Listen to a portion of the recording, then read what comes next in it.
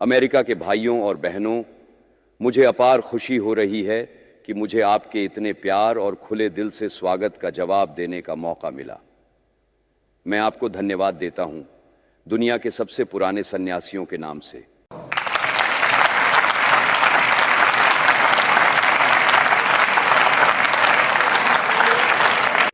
मैं आपको उन सभी धर्मों की मां की तरफ से धन्यवाद देता हूं और मैं भारत के लाखों करोड़ों लोगों की ओर से भी धन्यवाद देता हूं।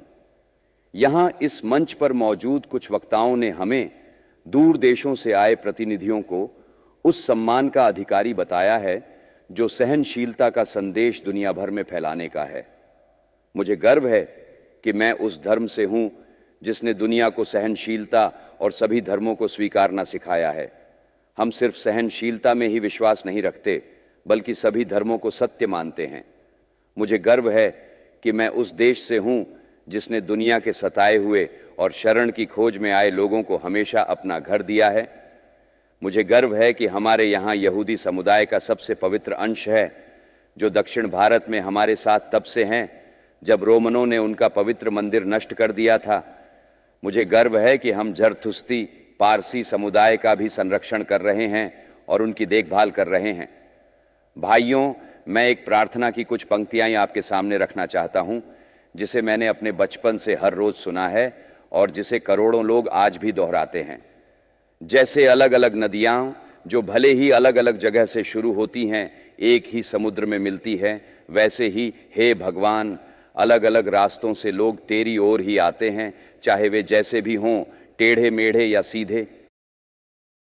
यह सभा, जो अब तक की सबसे महत्वपूर्ण सभाओं में से एक है, अपने आप में एक संदेश है, एक घोषणा है जो गीता में सिखाई गई अद्भुत शिक्षा को दुनिया के सामने रखती है। जो भी किसी रूप में मेरे पास आता है, मैं उसे अपने तक पहुंचाता हूं। सभी लोग अलग अलग रास्तों से संघर्ष करते हुए अंत में मुझ तक पहुंचते हैं। सांप्रदायिकता, कट्टरता और इसका भयानक रूप अंधभक्ति इस खूबसूरत धरती पर लंबे समय से हावी रहे हैं। इन चीजों ने इस धरती को हिंसा से भर दिया है, इसे बार बार इंसानी खून से सींचा है, सभ्यता का नाश किया है और पूरी पूरी जातियों को निराशा में धकेल दिया है। अगर ये भयानक राक्षस नहीं होते तो मानव समाज आज कहीं ज्यादा उन्नत होता, लेकिन अब इनका समय खत्म होने को है। मैं प्रार्थना करता हूं कि इस सभा के सम्मान में आज सुबह जो घंटी बजी, वह सभी अंधभक्ति, तलवार और कलम से होने वाले सभी अत्याचारों और एक दूसरे के प्रति असहिष्णुता का अंत करने की घोषणा हो। मैं आपको एक छोटी कहानी सुनाना चाहता हूं। आपने अभी सुना कि एक वक्ता ने कहा, आओ हम एक दूसरे को बुरा कहना बंद करें, और उन्हें दुख था कि हमेशा इतनी असहमति क्यों होती है। लेकिन मुझे लगता है कि मैं आपको एक कहानी सुनाऊं जो इस असहमति के कारण को समझाएगी। एक मेंढक एक कुएं में रहता था। वह वहां लंबे समय से रह रहा था। उसका जन्म वहीं हुआ था और उसने वहीं अपना जीवन बिताया था। फिर भी वह एक छोटा सा मेंढक था। उस समय विज्ञान के जानकार नहीं थे जो हमें बताएं कि चाहे मेंढक ने अपनी आंखें खोई या नहीं, लेकिन हमारी कहानी के लिए हमें मान लेना चाहिए कि उसकी आंखें थीं और वह हर दिन कुएं का पानी उन कीड़ों और बैक्टीरिया से साफ करता था जो उसमें रहते थे, जिस ऊर्जा के साथ आज के बैक्टीरियोलॉजिस्ट भी नहीं कर पाते। इस तरह वह एक छोटा मोटा मेंढक बन गया। एक दिन एक दूसरा मेंढक जो समुद्र में रहता था, कुएं में गिर गया। तुम कहां से आए हो? मैं समुद्र से हूं। समुद्र? वह कितना बड़ा है? क्या यह मेरे कुएं के जितना बड़ा है? और उसने कुएं के एक तरफ से दूसरी तरफ कूद लगाई। मेरे दोस्त, समुद्र के मेंढक ने कहा, तुम अपने छोटे कुएं की तुलना समुद्र से कैसे कर सकते हो? फिर मेंढक ने एक और कूद लगाई और पूछा, क्या तुम्हारा समुद्र इतना बड़ा है? तुम क्या बेतुकी बातें कर रहे हो? अपने कुएं की तुलना समुद्र से मत करो।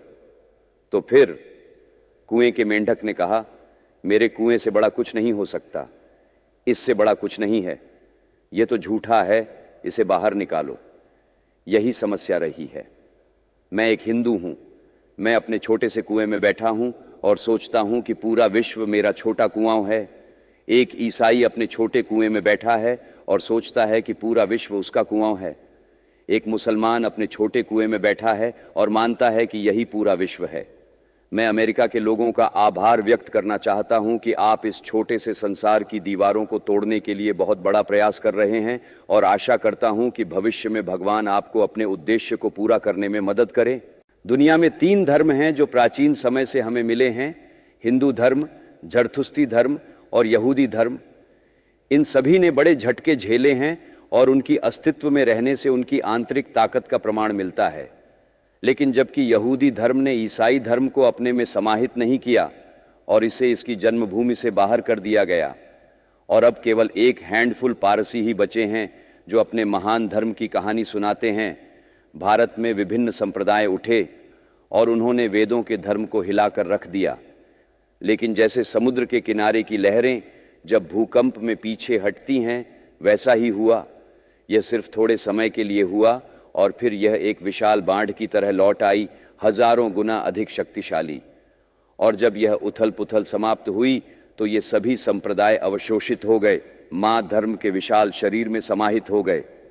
वेदा के अद्भुत आध्यात्मिक विचारों से लेकर मूर्ति पूजा के निम्न विचारों, जिसमें विभिन्न प्रकार की पौराणिक कथाएं हैं, बौद्धों का अग्नोस्टिसिज्म और जैनों का नास्तिकता, इन सभी का हिंदू धर्म में एक स्थान है।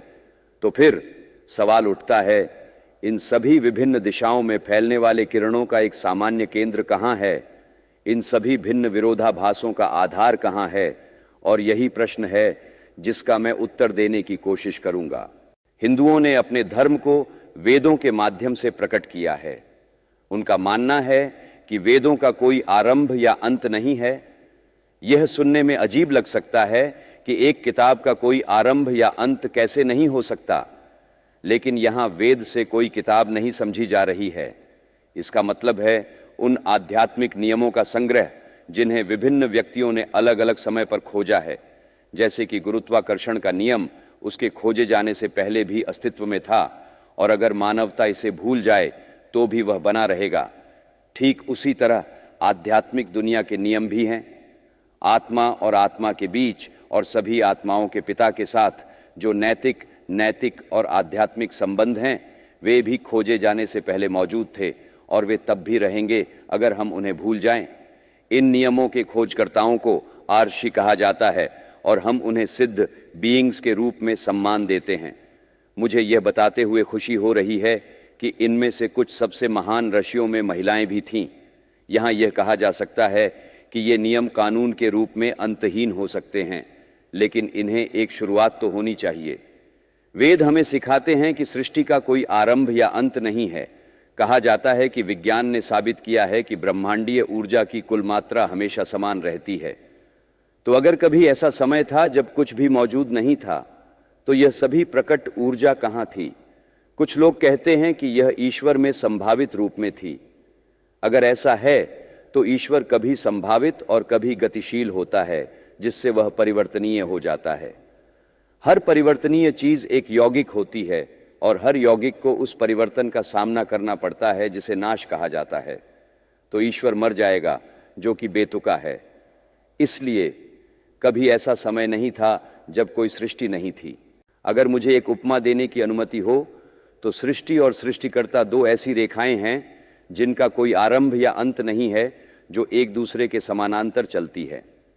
ईश्वर एक सदा सक्रिय प्रदाता है जिनकी शक्ति से प्रणाली का विकास अराजकता से होता है, जो एक समय के लिए चलती हैं और फिर नष्ट हो जाती है। यही वह बात है जो ब्राह्मण का लड़का हर दिन दोहराता है। सूर्य और चंद्रमा, भगवान ने इन्हें पिछले चक्रों के सूर्य और चंद्रमा की तरह बनाया है और यह आधुनिक विज्ञान के साथ मेल खाता है। मैं यहाँ खड़ा हूँ और अगर मैं अपनी आंखें बंद करूँ और अपनी अस्तित्व की कल्पना करने की कोशिश करूँ, मैं, तो मेरे सामने क्या विचार है? एक शरीर का विचार। तो क्या मैं केवल सामग्री के पदार्थों का एक संयोजन हूँ? वेद कहते हैं नहीं, मैं एक आत्मा हूँ जो एक शरीर में निवास करती है। मैं शरीर नहीं हूँ, शरीर मरेगा लेकिन मैं नहीं मरूंगा। मैं इस शरीर में हूँ, यह गिर जाएगा लेकिन मैं जीवित रहूंगा। मेरा भी एक अतीत था। आत्मा का निर्माण नहीं हुआ क्योंकि सृष्टि का मतलब है एक संयोजन, जिसका अर्थ है एक निश्चित भविष्य में नष्ट होना। अगर आत्मा का निर्माण हुआ तो उसे मरना चाहिए। कुछ लोग खुश होकर जन्म लेते हैं, स्वस्थ होते हैं, सुंदर शरीर और मानसिक ऊर्जा के साथ और उनकी सभी आवश्यकताएं पूरी होती हैं। अन्य लोग दुखी जन्म लेते हैं, कुछ बिना हाथ या पैर के होते हैं और कुछ केवल अज्ञानी होते हैं और एक मिजरेबल जीवन बिताते हैं। अगर वे सभी बनाए गए हैं तो एक न्यायपूर्ण और दयालु ईश्वर एक को खुश और दूसरे को दुखी क्यों बनाता है? वह इतना पक्षपाती क्यों है? और यह कहना कि जो लोग इस जीवन में दुखी हैं वे अगले जीवन में खुश होंगे, इससे स्थिति में कोई सुधार नहीं होगा। किसी व्यक्ति को इस जीवन में भी दुखी होना क्यों चाहिए जब न्यायपूर्ण और दयालु ईश्वर का राज हो? दूसरी बात, सृष्टिकर्ता ईश्वर का विचार इस विषमता को स्पष्ट नहीं करता, बल्कि एक सर्वशक्तिमान प्राणी के क्रूर आदेश को व्यक्त करता है। इसलिए किसी व्यक्ति को खुश या दुखी बनाने के लिए उसके जन्म से पहले कारण होने चाहिए, और ये उसके पिछले कर्म हैं। क्या मन और शरीर के सभी प्रवृत्तियां वंशानुगत क्षमता से नहीं आती? यहाँ जीवन की दो समानांतर रेखाएं हैं, एक मन की और दूसरी पदार्थ की। अगर पदार्थ और इसके परिवर्तन हमारे सभी चीज़ों का उत्तर देते हैं तो आत्मा के अस्तित्व की आवश्यकता नहीं है। लेकिन यह साबित नहीं किया जा सकता कि विचार पदार्थ से विकसित हुए हैं। अगर दार्शनिक एकता अनिवार्य है तो आध्यात्मिक एकता निश्चित रूप से तार्किक है और भौतिक एकता से कम वांछनीय नहीं है, लेकिन इनमें से कोई भी यहाँ आवश्यक नहीं है।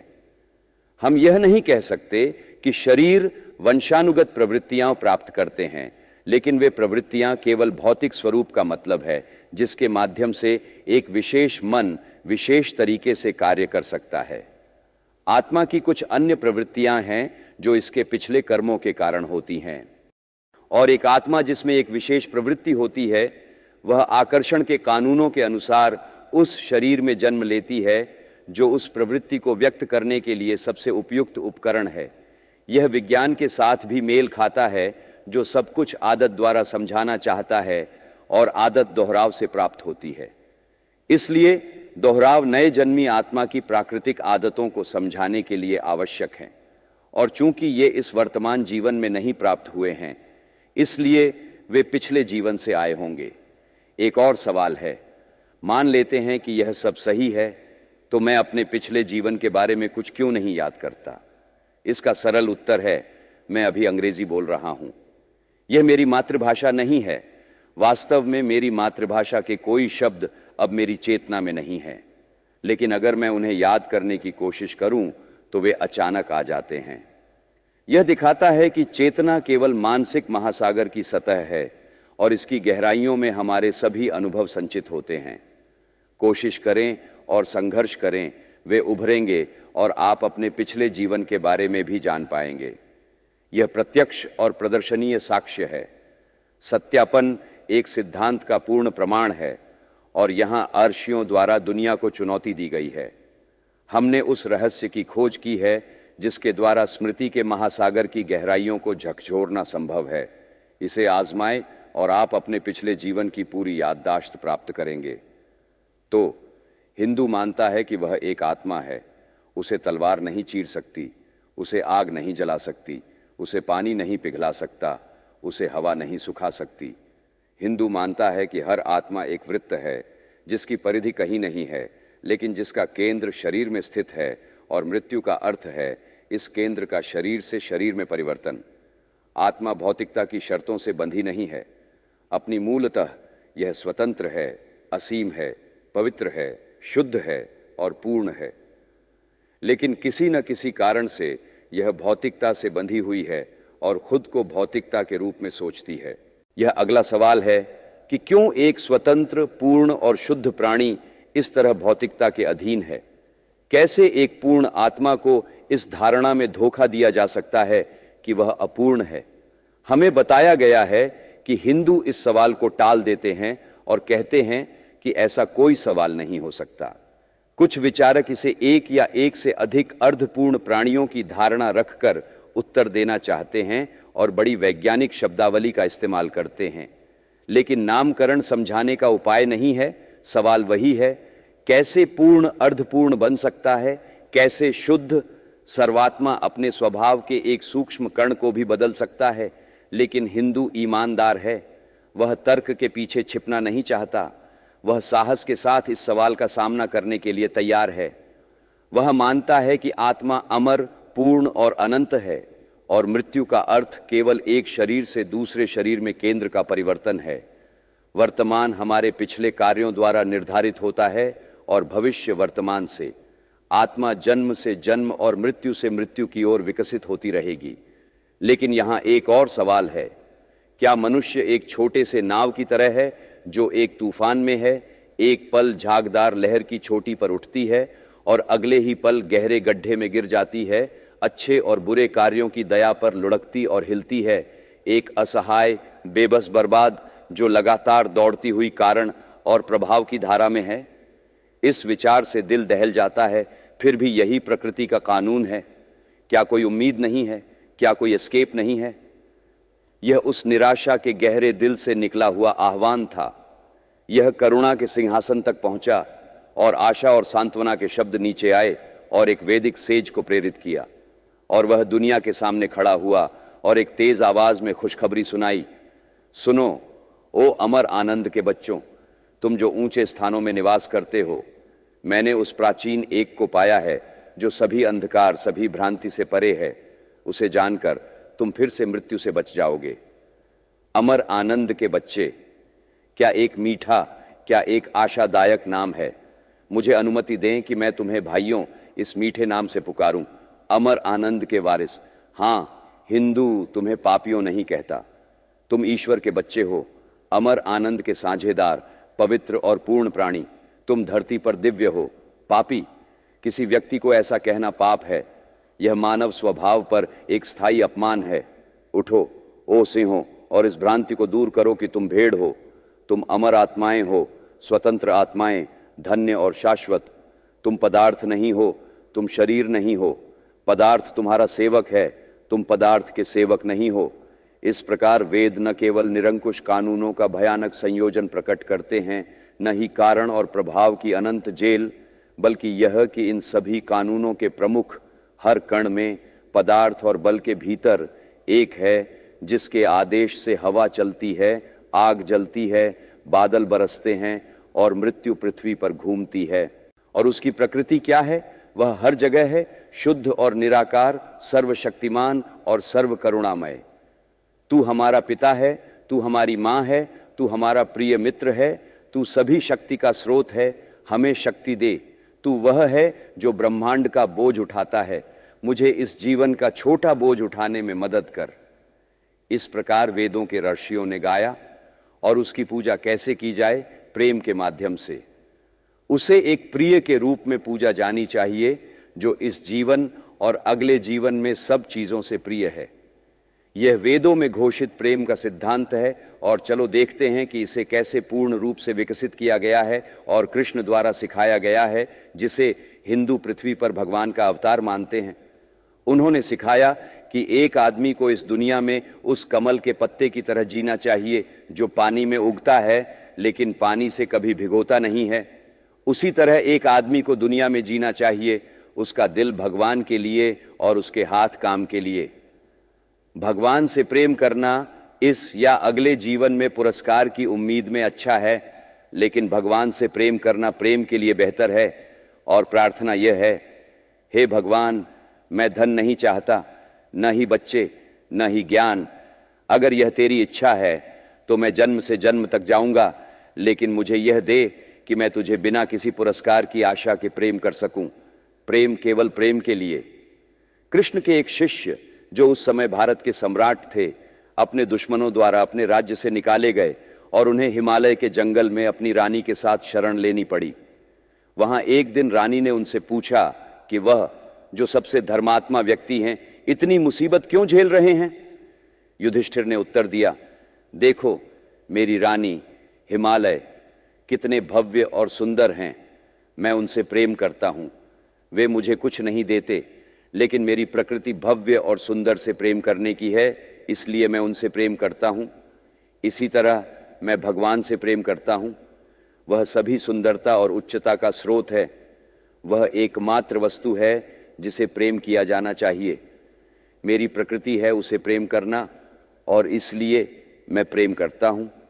मैं किसी चीज के लिए प्रार्थना नहीं करता, मैं कुछ नहीं मांगता, उसे मुझे जहां चाहे वहां रखे, मुझे प्रेम उसके लिए करना है, मैं प्रेम का व्यापार नहीं कर सकता। वेद सिखाते हैं कि आत्मा दिव्य है, केवल भौतिकता के बंधनों में बंधी हुई है। जब यह बंधन टूटेगा तो पूर्णता प्राप्त होगी, और इसीलिए वे इसका शब्द उपयोग करते हैं, मुक्ति, बंधनों से स्वतंत्रता, अपूर्णता से स्वतंत्रता, मृत्यु और दुख से स्वतंत्रता। और यह बंधन केवल भगवान की कृपा से ही टूट सकता है, और यह कृपा शुद्ध लोगों पर आती है। इसलिए शुद्धता उनकी कृपा की शर्त है। यह कृपा कैसे कार्य करती है? वह शुद्ध हृदय को प्रकट करता है।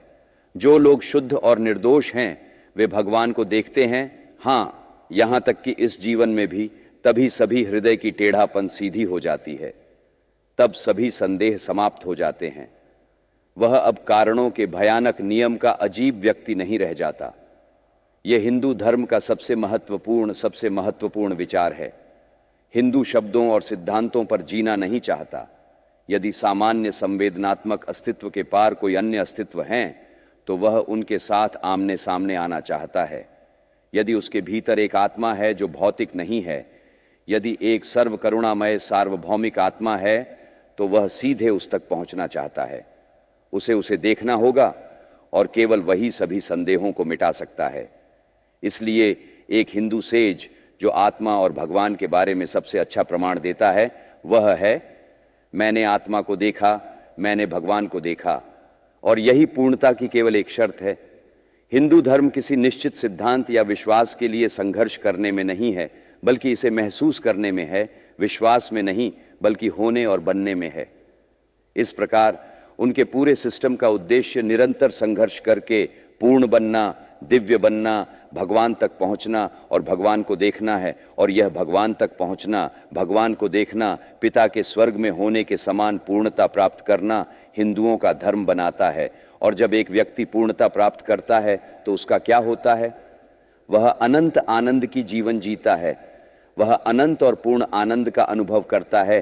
केवल वही चीज प्राप्त कर ली है जिसमें मनुष्य को आनंद लेना चाहिए, यानी भगवान, और भगवान के साथ उस आनंद का अनुभव करता है। अब तक सभी हिंदू इस पर सहमत हैं। यह भारत के सभी संप्रदायों का सामान्य धर्म है। लेकिन पूर्णता निरपेक्ष होती है, और निरपेक्ष 2 या 3 नहीं हो सकता। इसमें कोई गुण नहीं हो सकते। यह एक व्यक्तित्व नहीं हो सकता। इसलिए जब एक आत्मा पूर्ण और निरपेक्ष बनती है तो इसे ब्रह्म में एक होना चाहिए, और यह केवल अपने स्वभाव और अस्तित्व की पूर्णता, पूर्ण ज्ञान और पूर्ण आनंद के रूप में भगवान को अनुभव करेगी। हमने अक्सर सुना है कि इसका अर्थ व्यक्तित्व को खोना और एक लकड़ी या पत्थर बन जाना है। लेकिन मैं आपको बताता हूं कि ऐसा कुछ नहीं है। यदि इस छोटे शरीर का अनुभव करना सुख है, तो 2 शरीरों का अनुभव करना और भी बड़ा सुख होना चाहिए। और सुख का माप बढ़ता जाएगा जब हम कई शरीरों का अनुभव करेंगे, और अंतिम सुख तब मिलेगा जब यह एक सार्वभौमिक चेतना बन जाएगी। इसलिए इस अनंत सार्वभौमिक व्यक्तित्व को प्राप्त करने के लिए इस छोटे से जेल जैसे व्यक्तित्व को जाना होगा। तभी मृत्यु समाप्त हो सकती है जब मैं जीवन के साथ एक हो जाऊं। तभी दुख समाप्त हो सकता है जब मैं आनंद के साथ एक हो जाऊं। और तभी सभी गलतियां समाप्त हो सकती हैं जब मैं ज्ञान के साथ एक हो जाऊं। और यह एक आवश्यक वैज्ञानिक निष्कर्ष है। विज्ञान ने मुझे यह साबित किया है कि भौतिक व्यक्तित्व एक भ्रांति है। वास्तव में मेरा शरीर एक छोटा सा लगातार बदलता हुआ शरीर है, जो एक निरंतर बहते हुए पदार्थ के महासागर में है। और अद्वैत, एकता, मेरे अन्य भाग आत्मा के साथ आवश्यक निष्कर्ष है। विज्ञान केवल एकता की खोज है। जैसे ही विज्ञान पूर्ण एकता तक पहुंचता है, यह आगे बढ़ने से रुक जाएगा, क्योंकि यह अपने लक्ष्य तक पहुंच जाएगा। इस प्रकार रसायन विज्ञान एक तत्व को खोजने के बाद और आगे नहीं बढ़ सकता जिससे सभी अन्य तत्व बने हैं। भौतिकी तब रुक जाएगी जब यह एक ऊर्जा की खोज में अपने कार्यों को पूरा कर लेगी, जिसमें सभी अन्य केवल प्रकट होते हैं। और धर्म का विज्ञान तब पूर्ण हो जाएगा जब यह उस एक जीवन को खोज लेगा जो मृत्यु के इस ब्रह्मांड में है, वह जो हमेशा बदलते हुए संसार की निरंतर आधार है। वह एकमात्र आत्मा है जिससे सभी आत्माएं केवल भ्रांतिपूर्ण प्रकट होती हैं। इस प्रकार विविधता और द्वैत के माध्यम से अंतिम एकता प्राप्त होती है। धर्म और आगे नहीं बढ़ सकता, यह सभी विज्ञान का लक्ष्य है। सभी विज्ञान अंततः इस निष्कर्ष पर पहुंचने वाले हैं। आज का विज्ञान प्रकट होना और निर्माण के बारे में बात करता है, और हिंदू केवल खुश हैं कि जो वह सदियों से अपने दिल में रखे हुए हैं उसे अब विज्ञान की नवीनतम निष्कर्षों से अधिक बलशाली शब्दों में सिखाया जाएगा। अब हम दर्शन शास्त्र की आकांक्षाओं से सामान्य लोगों के धर्म की ओर बढ़ते हैं। शुरू में ही मैं आपको बता दूं कि भारत में कोई बहुदेववाद नहीं है। हर मंदिर में अगर कोई सुनता है तो वह पाएगा कि भक्त भगवान के सभी गुणों, जिसमें सर्वव्यापकता शामिल है, को मूर्तियों पर लागू करते हैं। यह बहुदेववाद नहीं है, और न ही इस स्थिति को हेनोथेइज्म, एक देवता की पूजा, कहना सही होगा। गुलाब का नाम चाहे कुछ भी हो, इसकी सुगंध वैसी ही रहेगी। नामों से स्थिति का अर्थ नहीं निकलता। मुझे याद है, जब मैं बच्चा था, मैंने एक ईसाई मिशनरी को भारत में भीड़ को उपदेश देते सुना था। उन्होंने कहा कि अगर वह अपनी छड़ी से उनकी मूर्ति पर वार करें तो वह क्या कर सकती है। एक व्यक्ति ने तेजी से उत्तर दिया, अगर मैं आपके भगवान को गाली दूं तो वह क्या कर सकता है। मिशनरी ने कहा, आपको दंड मिलेगा जब आप मरेंगे। हिंदू ने जवाब दिया, तो मेरी मूर्ति आपको दंड देगी जब आप मरेंगे। पेड़ उसके फलों से जाना जाता है। जब मैंने उन लोगों के बीच देखा है जिन्हें मूर्ति पूजक कहा जाता है, वहां ऐसे लोग हैं जिनकी नैतिकता, आध्यात्मिकता और प्रेम मैंने कहीं और नहीं देखी, तो मैं खुद से पूछता हूं, क्या पाप पवित्रता उत्पन्न कर सकता है। अंधविश्वास मनुष्य का बड़ा दुश्मन है, लेकिन कट्टरता और भी बुरी है। एक ईसाई चर्च में क्यों जाता है? क्रॉस क्यों पवित्र है? प्रार्थना में चेहरा आसमान की ओर क्यों होता है? कैथोलिक चर्च में इतनी सारी मूर्तियां क्यों हैं? जब प्रोटेस्टेंट प्रार्थना करते हैं तो उनके मन में इतनी सारी मूर्तियां क्यों होती हैं? मेरे भाइयों, हम बिना मानसिक चित्र के किसी चीज के बारे में सोच भी नहीं सकते, जैसे हम बिना सांस लिए जीवित नहीं रह सकते। संघ के नियम के अनुसार भौतिक चित्र मानसिक विचार को जागृत करता है और इसके विपरीत। यही कारण है कि हिंदू जब पूजा करता है तो बाहरी प्रतीक का उपयोग करता है। वह आपको बताएगा कि यह उसे उस आत्मा पर ध्यान केंद्रित करने में मदद करता है जिससे वह प्रार्थना कर रहा है। वह जानता है, जैसे आप जानते हैं कि मूर्ति भगवान नहीं है और न ही वह सर्वव्यापी है। सर्वव्यापकता का अर्थ लगभग पूरी दुनिया के लिए कितना है? यह केवल एक शब्द, एक प्रतीक है। क्या भगवान का कोई भौतिक क्षेत्र है? यदि नहीं, तो जब हम सर्वव्यापी शब्द को दोहराते हैं तो हम केवल विस्तारित आसमान या स्थान के बारे में सोचते हैं। जैसे हम किसी तरह अपने मानसिक निर्माण के नियमों के द्वारा अनंतता के विचार को नीले आसमान या समुद्र की छवि से जोड़ते हैं, वैसे ही हम पवित्रता के विचार को चर्च, मस्जिद या क्रॉस की छवि से जोड़ते हैं। हिंदू पवित्रता, सत्य, सर्वव्यापकता जैसे विचारों को विभिन्न मूर्तियों और रूपों के साथ जोड़ते हैं। लेकिन इसमें यह फर्क है कि जबकि कुछ लोग अपनी पूरी जिंदगी चर्च की मूर्ति में बिता देते हैं और कभी ऊंचाई पर नहीं उठते, क्योंकि उनके लिए धर्म केवल कुछ सिद्धांतों पर इंटेलेक्चुअल सहमति और अपने साथी लोगों के लिए अच्छा करना है, हिंदू धर्म की पूरी नींव वास्तविकता में केंद्रित है। मनुष्य को दिव्य बनना है और इसके लिए उसे दिव्य को पहचानना होगा। मूर्तियां, मंदिर, चर्च या पुस्तकें केवल उसकी आध्यात्मिक बचपन की सहायता हैं, लेकिन उसे आगे बढ़ना है, उसे कहीं रुकना नहीं चाहिए। बाहरी पूजा, भौतिक पूजा, शास्त्र कहते हैं, सबसे निचला स्तर है। उच्चता के लिए संघर्ष करना, मानसिक प्रार्थना अगला स्तर है, लेकिन सबसे ऊंचा स्तर तब है जब भगवान को पहचाना जाता है। ध्यान दें, वही गंभीर व्यक्ति जो मूर्ति के सामने झुकता है, आपको बताता है उसे न तो सूर्य व्यक्त कर सकता है, न चांद, न तारे, न ही बिजली। इसके माध्यम से वे चमकते हैं, लेकिन वह किसी की मूर्ति को अपमानित नहीं करता या उसकी पूजा को पाप नहीं कहता। वह इसे जीवन के एक आवश्यक चरण के रूप में मानता है। बच्चा आदमी का पिता है।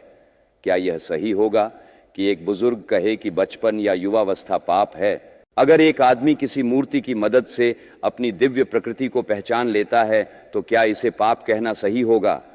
और जब वह इस चरण को पार कर लेता है तो उसे इसे गलती नहीं कहना चाहिए। हिंदू के लिए मनुष्य गलती से सत्य की ओर नहीं बढ़ रहा है, बल्कि सत्य से सत्य की ओर, निम्न सत्य से उच्च सत्य की ओर बढ़ रहा है। उनके लिए सभी धर्म सबसे निम्न फेटिशिज्म से लेकर सबसे उच्च परम सत्य तक मानव आत्मा के अनंत को समझने और महसूस करने के प्रयास हैं, जो इसकी जन्म और संबंधों की शर्तों से निर्धारित होते हैं, और इनमें से प्रत्येक एक प्रगति के चरण को दर्शाता है। हर आत्मा एक युवा गरुड़ है जो ऊंचाई की ओर उड़ान भरता है, अधिक से अधिक शक्ति इकट्ठा करता है, जब तक कि वह महान सूर्य तक नहीं पहुंच जाता। विविधता में एकता ही प्रकृति का सिद्धांत है और हिंदू ने इसे पहचाना है। हर अन्य धर्म कुछ निश्चित सिद्धांत स्थापित करता है और समाज को उन्हें अपनाने के लिए मजबूर करता है।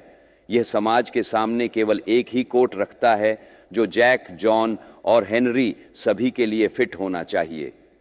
यदि यह जॉन या हेनरी पर फिट नहीं होता तो उसे अपने शरीर को ढकने के लिए कोट के बिना रहना होगा। हिंदुओं ने यह खोजा है कि निरपेक्ष को केवल सापेक्ष के माध्यम से ही महसूस किया जा सकता है या उसके बारे में सोचा या कहा जा सकता है, और मूर्तियां, क्रॉस और चांद सितारे बस प्रतीक हैं, आध्यात्मिक विचारों को लटकाने के लिए कई हुक। यह नहीं है कि यह सहायता सभी के लिए आवश्यक है, लेकिन जिन्हें इसकी आवश्यकता नहीं है उन्हें यह कहने का अधिकार नहीं है कि यह गलत है। न ही हिंदू धर्म में यह अनिवार्य है। एक बात मुझे आपको बतानी है, भारत में मूर्ति पूजा का कोई भयानक अर्थ नहीं है। यह अविकसित मनों का उच्च आध्यात्मिक सत्य को समझने का प्रयास है। हिंदुओं में दोष हैं, कभी कभी उनके अपवाद होते हैं, लेकिन यह ध्यान दें कि वे हमेशा अपने शरीर को दंडित करने के लिए तैयार होते हैं और कभी अपने पड़ोसियों की गर्दन काटने के लिए नहीं।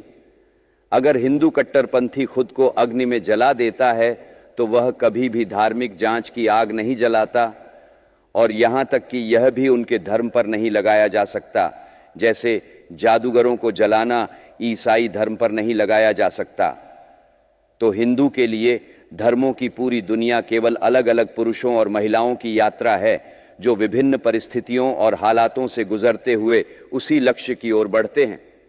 हर धर्म केवल भौतिक मनुष्य से भगवान का विकास कर रहा है और वही भगवान सभी का प्रेरक है। फिर इतने सारे विरोधाभास क्यों हैं? हिंदू कहता है ये केवल दृष्टिगत है। विरोधाभास उसी सत्य से उत्पन्न होते हैं जो अलग अलग स्वभाव की भिन्न परिस्थितियों के अनुकूल होता है। यह वही प्रकाश है जो विभिन्न रंगों के कांच के माध्यम से आ रहा है।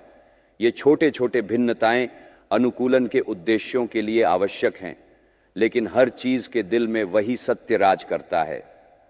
भगवान ने हिंदू को अपने अवतार कृष्ण के रूप में घोषित किया है। मैं हर धर्म में एक धागे की तरह हूं जो मोतियों की एक माला में है। जहां जहां आप असाधारण पवित्रता और असाधारण शक्ति को, मानवता को ऊंचा उठाते और शुद्ध करते देखते हैं, वहां मैं हूं। और इसका परिणाम क्या रहा? मैं दुनिया को चुनौती देता हूं कि वे संस्कृत के पूरे दर्शन में कोई ऐसा अभिव्यक्ति खोजें जिसमें कहा गया हो कि केवल हिंदू ही बचेंगे और अन्य नहीं। व्यास कहते हैं, हम अपनी जाति और धर्म की सीमाओं के पार भी पूर्ण मनुष्यों को पाते हैं। एक बात और, फिर कैसे हिंदू जिसकी पूरी सोच का ताना बाना भगवान में केंद्रित है, बौद्ध धर्म में विश्वास कर सकता है जो अज्ञेयवादी है, या जैन धर्म में जो नास्तिक है? बौद्ध या जैन भगवान पर निर्भर नहीं होते, बल्कि उनके धर्म की पूरी शक्ति हर धर्म में एक महान केंद्रीय सत्य की ओर निर्देशित होती है, जिससे मनुष्य से भगवान का विकास हो। उन्होंने पिता को नहीं देखा, लेकिन उन्होंने पुत्र को देखा है, और जिसने पुत्र को देखा उसने पिता को भी देखा है। यह, भाइयों, हिंदुओं के धार्मिक विचारों का एक संक्षिप्त चित्र है। हिंदू सभी अपने योजनाओं को पूरा करने में असफल हो सकते हैं, लेकिन यदि कभी एक सार्वभौमिक धर्म होना है तो वह ऐसा होना चाहिए जिसका कोई स्थान या समय न हो, जो उस भगवान की तरह अनंत हो जिसे वह प्रचारित करेगा, और जिसकी किरणें कृष्ण और मसीह, संतों और पापियों पर समान रूप से चमकेंगी, जो न तो ब्राह्मणवादी होगा, न बौद्धिक, न ईसाई या मोहम्मदी, बल्कि इन सभी का समुच्चय होगा और फिर भी विकास के लिए अनंत स्थान होगा। जो अपनी व्यापकता में हर मानव को अपने अनंत हाथों में समेटेगा, सबसे निम्न जंगली व्यक्ति से लेकर सबसे उच्च व्यक्ति तक, जो अपने सिर और दिल की विशेषताओं के कारण मानवता से ऊपर उठता है, समाज को उसके प्रति आश्चर्यचकित और उसकी मानवता पर संदेह करने पर मजबूर करता है। यह एक ऐसा धर्म होगा जिसमें अपने सिद्धांतों में न तो उत्पीड़न की जगह होगी और न ही असहिष्णुता, जो हर पुरुष और महिला में दिव्यता को मान्यता देगा और जिसका पूरा दायरा, पूरा बल मानवता को अपनी असली दिव्य प्रकृति को पहचानने में मदद करने में होगा। ऐसा धर्म प्रस्तुत करें और सभी राष्ट्र आपके पीछे चलेंगे। अशोक का परिषद बौद्ध धर्म की परिषद थी। अकबर का, हालांकि अधिक महत्वपूर्ण था, केवल एक औपचारिक बैठक थी। अमेरिका को सभी को यह घोषणा करने का अवसर मिला कि भगवान हर धर्म में है। वह ब्राह्मण, जो हिंदुओं का है, जो जोरोअस्ट्रियन का अहूरा मजदा है, जो बौद्धों का बुद्ध है, जो यहूदियों का यहोवा है, जो ईसाइयों का पिता है, आपको आपके महान विचार को पूरा करने की शक्ति दे। तारा पूर्व में उगा, यह पश्चिम की ओर स्थिरता से बढ़ा, कभी मंद और कभी उज्ज्वल, जब तक कि यह पूरे विश्व का चक्कर नहीं लगा लेता। और अब यह फिर से पूर्व की सीमा, संपो की सीमा पर उग रहा है, 1000 गुना अधिक उज्ज्वल, जितना पहले कभी नहीं था। जय हो कोलंबिया, स्वतंत्रता की मातृभूमि। तुम्हें यह दिया गया है जिसने कभी अपने पड़ोसी के खून में हाथ नहीं डुबोया, जिसने कभी यह नहीं पाया कि अमीर बनने का सबसे सरल तरीका अपने पड़ोसियों को लूटना है। तुम्हें यह दिया गया है कि तुम सामंजस्य के ध्वज के साथ सभ्यता की अग्रिम पंक्ति में चलो। धर्म भारत की चीत्कार करने की आवश्यकता नहीं है। ईसाइयों को हमेशा अच्छे आलोचना के लिए तैयार रहना चाहिए और मुझे नहीं लगता कि आपको कोई आपत्ति होगी अगर मैं थोड़ी आलोचना करूं। आप ईसाई, जो हमेशा ईसाई धर्म का प्रचार करने के लिए मिशनरी भेजने के लिए इतने उत्सुक हैं, आप अपने पड़ोसी के भूख से मरने से उनके शरीर को क्यों नहीं बचाते? भारत में भयानक अकाल के दौरान हजारों लोगों ने भूख से मर गए, फिर भी आप ईसाई कुछ नहीं करते। आप पूरे भारत में चर्च बनाते हैं, लेकिन पूर्व में चीत्कार करने वाली बुराई धर्म नहीं है। उनके पास पर्याप्त धर्म है, लेकिन यह रोटी है जिसकी प्यास से जलते भारत के पीड़ित करोड़ों लोग पुकार रहे हैं। वे हमसे रोटी मांगते हैं, लेकिन हम उन्हें पत्थर देते हैं। एक भूखे लोगों को धर्म की पेशकश करना अपमान है। एक भूखे आदमी को तर्कशास्त्र सिखाना अपमान है। भारत में एक ऐसा पुजारी जो पैसे के लिए उपदेश देता है, वह जाति खो देगा और लोगों द्वारा थूक दिया जाएगा। मैं यहाँ अपने गरीब लोगों के लिए सहायता खोजने आया हूँ और मुझे पूरी तरह से एहसास है कि एक ईसाई भूमि में ईसाइयों से अधर्मियों के लिए सहायता प्राप्त करना कितना कठिन है। मैं बौद्ध नहीं हूँ जैसा आपने सुना है, और फिर भी मैं हूँ। यदि चीन, जापान या श्रीलंका महान गुरु की शिक्षाओं का पालन करते हैं, तो भारत उन्हें पृथ्वी पर भगवान के अवतार के रूप में पूजा करता है। आपने अभी सुना कि मैं बौद्ध धर्म की आलोचना करने जा रहा हूं, लेकिन इसका अर्थ यह है कि मैं केवल इतना समझाना चाहता हूं। मुझे उनकी आलोचना करना नहीं है जिन्हें मैं पृथ्वी पर भगवान के अवतार के रूप में पूजा करता हूं, लेकिन हमारे विचार बुद्ध के बारे में यह हैं कि उन्हें उनके अनुयायियों द्वारा सही ढंग से नहीं समझा गया। हिंदू धर्म, जिससे मेरा मतलब वेदों के धर्म से है, और वर्तमान में जिसे बौद्ध धर्म कहा जाता है, के बीच का संबंध लगभग उसी तरह है जैसे यहूदी धर्म और ईसाई धर्म के बीच। यीशु मसीह एक यहूदी थे और शाक्य मुनि एक हिंदू थे। यहूदियों ने यीशु मसीह को अस्वीकार किया, बल्कि उन्हें सूली पर चढ़ा दिया, और हिंदुओं ने शाक्य मुनि को भगवान मानकर उनकी पूजा की। लेकिन असली अंतर जिसे हम हिंदू दिखाना चाहते हैं वह यह है कि आधुनिक बौद्ध धर्म और जो हमें भगवान बुद्ध की शिक्षाओं के रूप में समझना चाहिए के बीच मुख्य रूप से यही है। शाक्य मुनि ने कुछ नया प्रचारित करने नहीं आए। उन्होंने भी यीशु की तरह केवल पूर्ण करने के लिए आए थे, न कि नष्ट करने के लिए। केवल यीशु के मामले में यह पुराने लोग यहूदी थे जो उन्हें समझ नहीं पाए, जबकि बुद्ध के मामले में यह उनके अपने अनुयायी थे जिन्होंने उनके शिक्षाओं का महत्व नहीं समझा। जैसे यहूदी पुराने विधान की पूर्णता को नहीं समझ पाए, उसी तरह बौद्ध भी हिंदू धर्म के सत्य की पूर्णता को नहीं समझ पाए। फिर से मैं दोहराता हूं, शाक्य मुनि नष्ट करने नहीं आए, बल्कि वे हिंदू धर्म के धर्म का पूर्णता, तार्किक निष्कर्ष और तार्किक विकास थे। हिंदू धर्म दो भागों में विभाजित है, अनुष्ठानिक और आध्यात्मिक। आध्यात्मिक भाग विशेष रूप से साधुओं द्वारा अध्ययन किया जाता है। इसमें कोई जाति नहीं है। भारत में उच्च जाति का व्यक्ति और निम्न जाति का व्यक्ति साधु बन सकते हैं और दोनों जातियां समान हो जाती हैं। धर्म में कोई जाति नहीं होती, जाति केवल एक सामाजिक संस्था है। शाक्य मुनि स्वयं एक साधु थे और उनकी महिमा इस बात में है कि उन्होंने वेदों से छिपे हुए सत्य को बाहर लाने की साहसिकता दिखाई और उन्हें पूरे विश्व में फैलाया। वह पहले व्यक्ति थे जिन्होंने मिशनरी कार्य को व्यवहार में लाया, नहीं, वह पहले थे जिन्होंने धर्मांतरण का विचार प्रस्तुत किया। गुरु की महान महिमा उनकी सभी के प्रति अद्भुत सहानुभूति में है, विशेष रूप से अज्ञानी और गरीबों के प्रति। उनके कुछ अनुयायी ब्राह्मण थे। जब बुद्ध उपदेश दे रहे थे, उस समय संस्कृत भारत में बोली जाने वाली भाषा नहीं थी। यह तब केवल विद्वानों की पुस्तकों में थी। बुद्ध के कुछ ब्राह्मण अनुयायी चाहते थे कि वे उनकी शिक्षाओं का अनुवाद संस्कृत में करें, लेकिन उन्होंने स्पष्ट रूप से उनसे कहा, मैं गरीबों के लिए हूं, लोगों के लिए, मुझे लोगों की भाषा में बोलने दो। और इसलिए आज तक उनकी शिक्षाओं का अधिकांश भाग उस समय की क्षेत्रीय भाषा में है। चाहे दर्शन का क्या स्थान हो, चाहे तात्विकता का क्या स्थान हो, जब तक इस दुनिया में मृत्यु है, जब तक मानव हृदय में कमजोरी है, जब तक मानव हृदय से एक पुकार उठ रही है, तब तक भगवान में विश्वास बना रहेगा।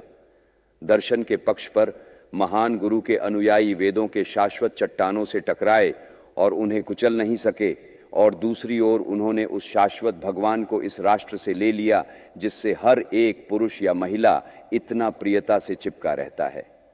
और परिणाम यह हुआ कि बौद्ध धर्म को भारत में स्वाभाविक मृत्यु का सामना करना पड़ा। वर्तमान समय में भारत में कोई भी खुद को बौद्ध नहीं कहता जहां यह जन्मा था, लेकिन साथ ही ब्राह्मणवाद ने कुछ खोया।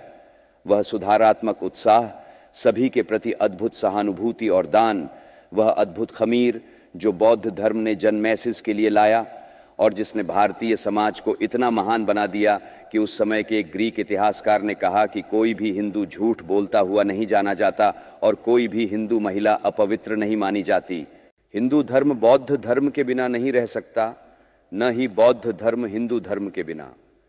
फिर समझें कि इस विभाजन ने हमें क्या दिखाया है कि बौद्धों को ब्राह्मणों के मस्तिष्क और दार्शनिकता के बिना नहीं खड़ा रहना है, न ही ब्राह्मणों को बौद्ध के हृदय के बिना। बौद्धों और ब्राह्मणों के बीच का यह विभाजन भारत के पतन का कारण है। इसी कारण भारत में 300 मिलियन भिखारी हैं और इसी कारण भारत पिछले 1000 वर्षों से विजेताओं का दास रहा है। चलिए हम ब्राह्मणों के अद्भुत बौद्धिकता को महान गुरु के हृदय, उसके महान आत्मा और मानवता की अद्भुत शक्ति के साथ मिलाएं। अंतिम सत्र में भाषण। धर्मों की विश्व संसद एक सफल वास्तविकता बन चुकी है और दयालु पिता ने उनकी मदद की है, जिन्होंने इसे अस्तित्व में लाने के लिए प्रयास किया और उनके सबसे निस्वार्थ कार्य को सफलता का मुकुट पहनाया। मैं उन महान आत्माओं का धन्यवाद करता हूं जिनके बड़े दिल और सत्य के प्रति प्रेम ने पहले इस अद्भुत सपने को देखा और फिर इसे साकार किया। मैं इस मंच पर बहे उदार भावनाओं की बौछार के लिए धन्यवाद करता हूं। मैं इस प्रबुद्ध दर्शकों का धन्यवाद करता हूं जिन्होंने मुझ पर एक समान कृपा दिखाई और हर उस विचार की सराहना की जो धर्मों के बीच के फ्रिक्शन को कम करने की ओर जाता है। समय समय पर इस सामंजस्य में कुछ कड़वे सुर सुनाई दिए गए। उनके लिए विशेष धन्यवाद, क्योंकि उन्होंने अपनी तीखी विपरीतता के द्वारा सामान्य सामंजस्य को और भी मधुर बना दिया। धार्मिक एकता के सामान्य आधार के बारे में बहुत कुछ कहा गया है। मैं अभी अपनी खुद की सिद्धांत को प्रस्तुत नहीं करने जा रहा हूं, लेकिन यदि यहां कोई इस बात की आशा करता है कि यह एकता किसी एक धर्म की विजय और दूसरे का नाश करके आएगी, तो मैं उसे कहता हूं, भाई, आपकी यह आशा असंभव है। क्या मैं चाहता हूं कि ईसाई हिंदू बन जाए? भगवान न करे। क्या मैं चाहता हूं कि हिंदू या बौद्ध ईसाई बन जाए? भगवान न करे। बीज जमीन में डाला जाता है और उसके चारों ओर धरती, हवा और पानी रखा जाता है। क्या बीज धरती, हवा या पानी बन जाता है? नहीं, यह एक पौधा बनता है। यह अपने विकास के नियम के अनुसार विकसित होता है। हवा, धरती और पानी का पोषण करता है, उन्हें पौधों की सामग्री में परिवर्तित करता है और एक पौधे में विकसित होता है। धर्म के मामले में भी ऐसा ही है। ईसाई को हिंदू या बौद्ध नहीं बनना चाहिए, न ही हिंदू या बौद्ध को ईसाई बनना चाहिए, लेकिन प्रत्येक को दूसरों की आत्मा को अपनाना चाहिए और फिर भी अपनी व्यक्तिगतता को बनाए रखना चाहिए और अपने विकास के नियम के अनुसार बढ़ना चाहिए। यदि धर्मों की संसद ने दुनिया को कुछ दिखाया है तो वह यह है। इसने दुनिया को साबित किया है कि पवित्रता, शुद्धता और दया दुनिया के किसी भी चर्च के विशेष अधिकार नहीं हैं और हर प्रणाली ने सबसे ऊंचे चरित्र वाले पुरुषों और महिलाओं को उत्पन्न किया है। इस साक्ष्य के सामने यदि कोई अपनी धर्म की विशेष रूप से जीवित रहने और दूसरों के नाश का सपना देखता है तो मैं उसे अपने दिल की गहराई से दुख देता हूं और उसे बताता हूं कि हर धर्म के ध्वज पर जल्द ही प्रतिरोध के बावजूद लिखा जाएगा, सहायता और न कि संघर्ष, असिमिलेशन और न कि विनाश, सामंजस्य और शांति और न कि मतभेद।